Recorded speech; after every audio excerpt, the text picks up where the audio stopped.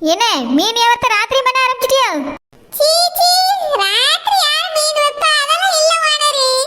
பிறகு எதுக்கு மீன் கூட தீட்டு வந்துருக்கா? போங்க வானரி, எப்ப பார்த்தாலும் இங்க தமாசுதான். இத பார்த்தா மீன் கூட மாதிரியே தெரியுது. எங்க வீட்ல இருக்க சின்ன கிண்ணமே இதுதான். என்னது இது சின்ன கிண்ணமா? எங்க வீட்ல இதுதான் மாட்டுக்கு சோறு பொங்கிய பானை. பானையா? சின்ன கிண்ணம் தான் வானரி.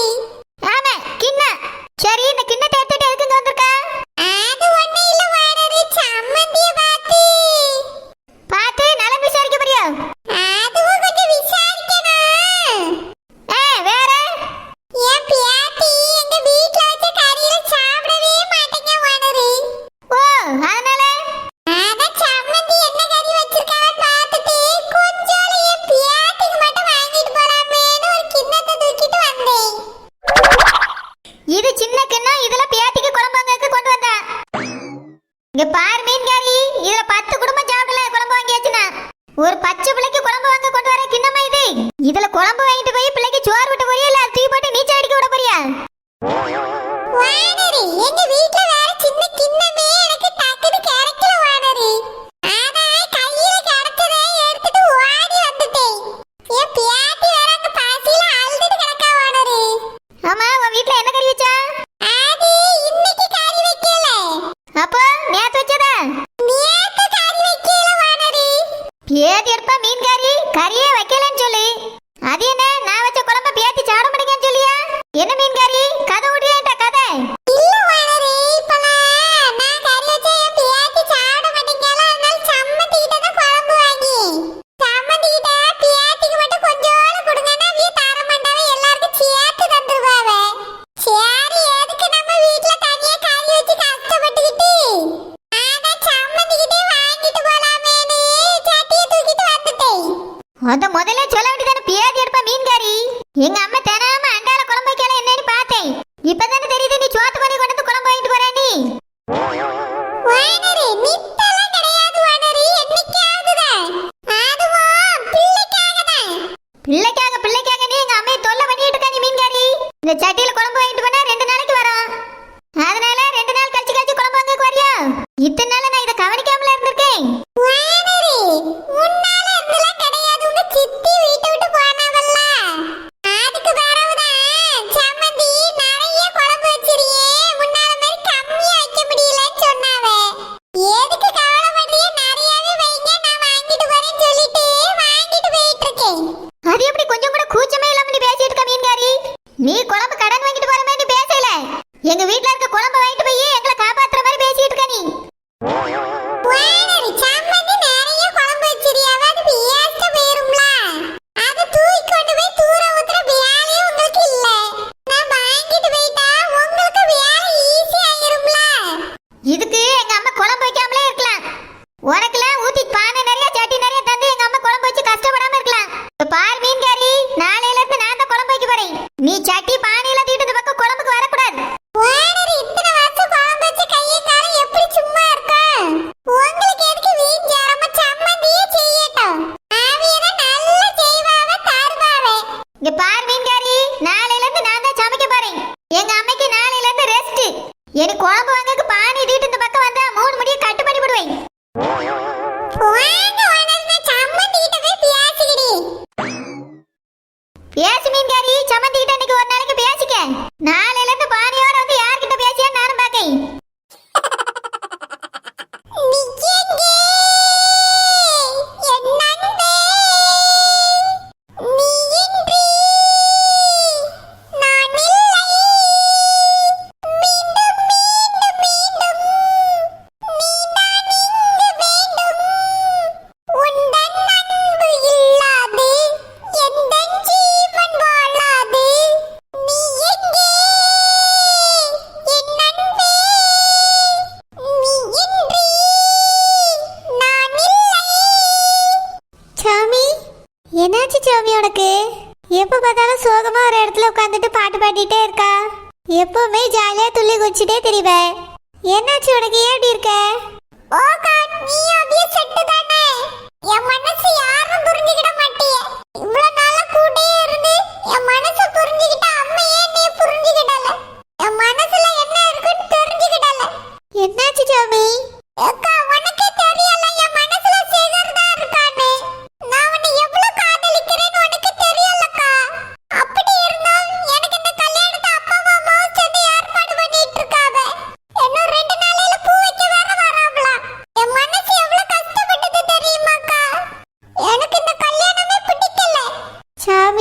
சொல்லட்டுமா?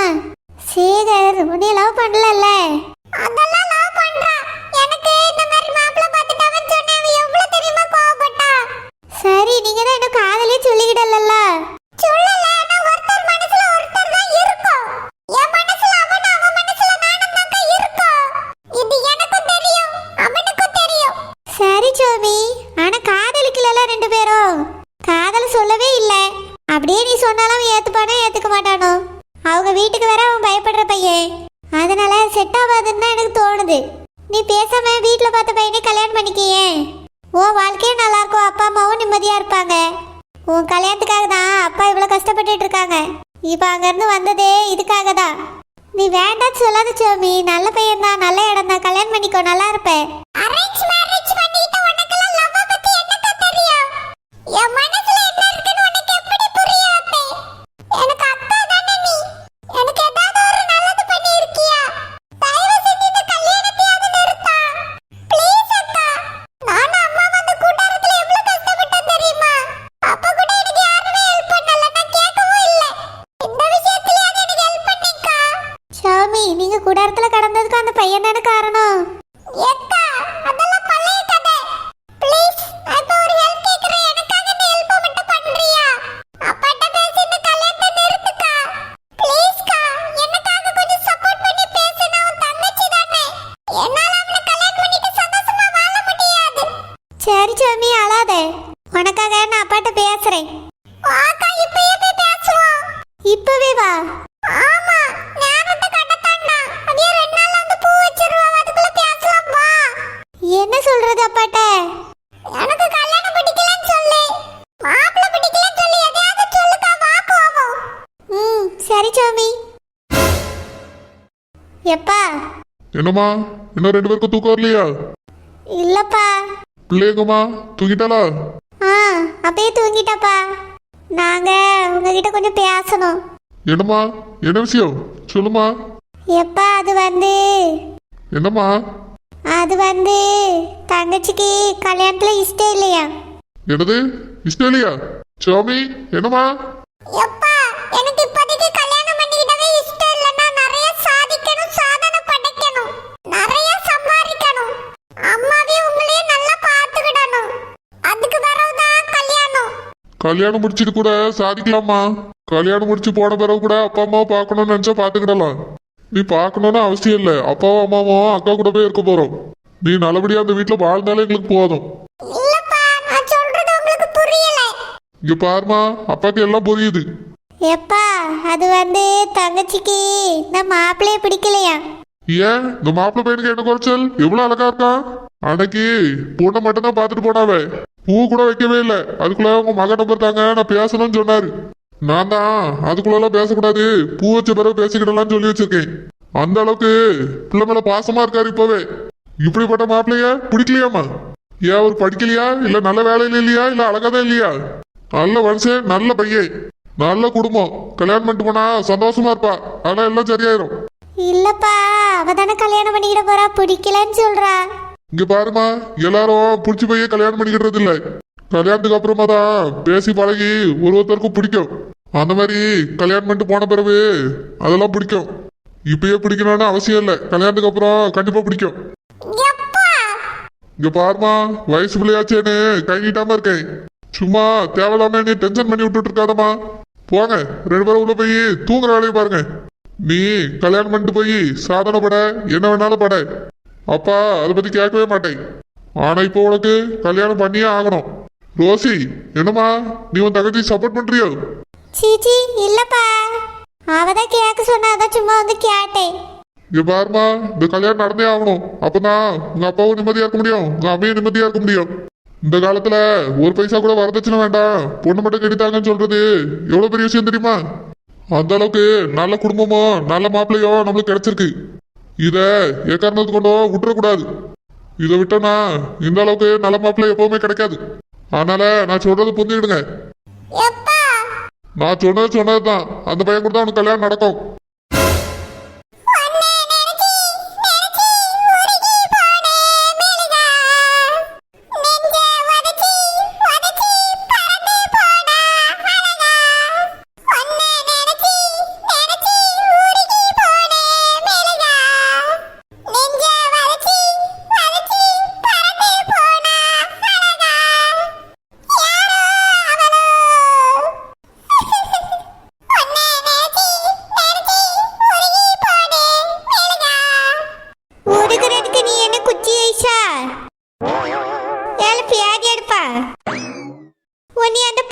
தானே தினமும் படுன்னு சொல்லியிருக்கேன். ஷோபால படுத்தா கண்டுபிடிச்சிடுவேன்னு மொட்டை மாடியில வந்து படுத்து கிடக்கியோ?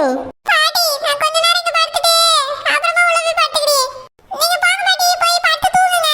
இங்க பாடி பேராண்டி, எனக்கு சின்ன வயசா இருக்கும் போதே காது குத்திட்டாவே. நீ என்னொருக்கா காதை குத்தி கடுக்கன் போடலான்னு நினைக்காதே. உன் பாட்டி ஜிமிக்கி கமல் போடுறவா, ஞாபகம் இருக்கட்டும். பாட்டி என்னல பாட்டி நீங்க போய் தூங்குங்க பாட்டி, நான் பரவ போய் படுத்துக்கிறேனே. அப்போ நீ அந்த பிள்ளை கூட சேர்ந்து என்ன வேலை இல்ல, இப்படிதான் தனியா படுத்து தூங்கிட்டு கிடக்கா. எப்ப ஜோசப்பு அந்த பிள்ளை பாவையா? அவளா பாவம், நான் தான் பாவம். பாட்டி சொல்றத கேளுப்பா. வீட்டுக்கு வாழ வந்த பிள்ளை அவ தினமும் கண்ணீரும் கம்பளியுமா தூங்கினா நல்லா இருக்காதுப்பா. பாட்டி கம்பளி அவட்ட தான் இருக்கு, எடுத்து மூடிட்டு தருங்க பாட்டி. என்னது கம்பளியா? அட கூடி கட்ட குப்பானே. நான் என்ன சொல்லியே நீ என்ன சொல்லிட்டு கிடக்கா? கல்யாணம் முடிஞ்சு நம்ம வீட்டுக்கு வாழ வந்த பிள்ளைய கண்ணீர் வடிக்க விடக்கூடாதுன்னு சொல்லியே நீ என்னடான கம்பளியை மூடிட்டு தூங்க சொல்லுங்க. என்னதால உனக்கு பிரச்சனை? இப்படி ஒரு தங்கமான பிள்ளைய நீ எங்க தேடினாலும் பார்த்துக்கிடவே மாட்டா. அப்படி ஒரு தங்கத்திலையும் தங்கம் சொக்க தங்கத்தை உனக்கு நாங்க பார்த்து கட்டி வச்சிருக்கோம். அவ கூட போய் படுக்கவும் மாட்டேங்க, அவ கூட போய் வாழையும் மாட்டேங்க. என்ன அர்த்தம் இது ஜோசப்பு? ஒழுங்க எந்திரி, ரூம்ல போய் படுவா. இங்க பாடுப்பா, நான் என்னமோ நீ சிங்கம் புலி கூட போய் படுத்து தூங்குன்னு சொன்ன மாதிரி பயப்படுறியே எதுக்கு? அப்படிதானே இருக்குது எனக்கு. நான் எவ்வளவு அடி வாங்கினேனே பாட்டிக்கு என்ன தெரியும்? எனக்கு என்ன தெரியும்? என்ன அடி, அடியில பிச்சு எடுத்துட்டா. அவ கூட போய் மனுஷன் படுப்பானா? பாட்டி வேற என்னடானா அவ கூடயே போய் படுங்குது. இப்போ என்ன பண்றது? எப்போ ஜோசப்பு, தீர்மானம் என்பது பாட்டி போங்க பாட்டி, உங்களுக்கு அவளே பரவாயில்லன்னு தோணுது. அப்போ சரி, போய் நீ ரூம்ல போய் படுத்து தூங்கு போ. பாட்டி நான் வேணா இன்னொரு ரூம் இருக்குல, அங்க போய் படுத்துட்டுமா? ஆடி வெளுத்து விடுவேன். நீ உன் பொண்டாட்டி கூட தான் போய் படுத்து தூங்கணும், அவ கூட தான் இனி இருக்கணும்.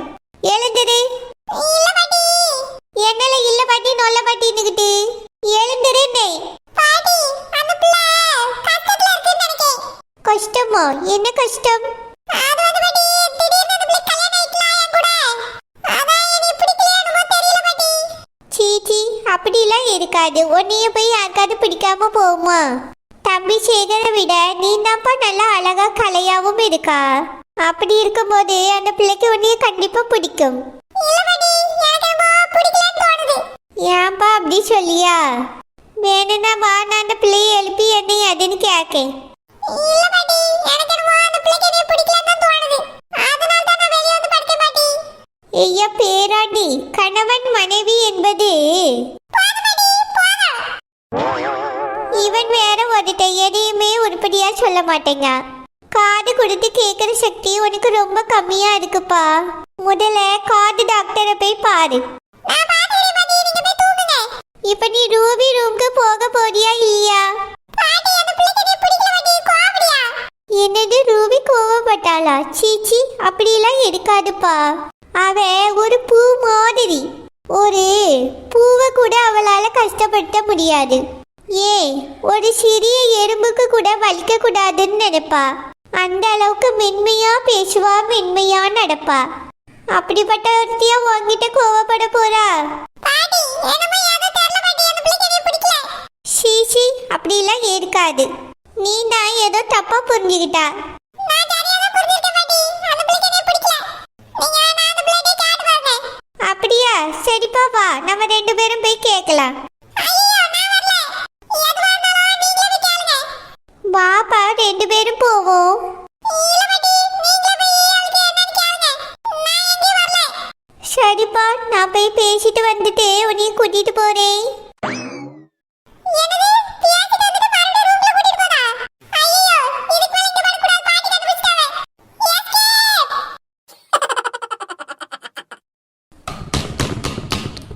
ரூபி கண்ணா, ரூபி கண்ணா, ரூபி கண்ணா, கதவு திறடா. என்ன ஒரு சத்தமும் இல்ல? ரூபிமா, ரூபி செல்லம், உறங்கிட்டியம்மா? பாட்டி இந்த நேரத்துல வந்து உன் கூட பேச வந்திருக்கேன். இப்போ இந்த விஷயத்த பேசாம விட்டாலும் தப்பாயிரும். ரூபி கண்ணா கொஞ்சம் எழுந்திருடா, பாட்டி உங்ககிட்ட 2 வார்த்தை பேசணும். ரூபிமா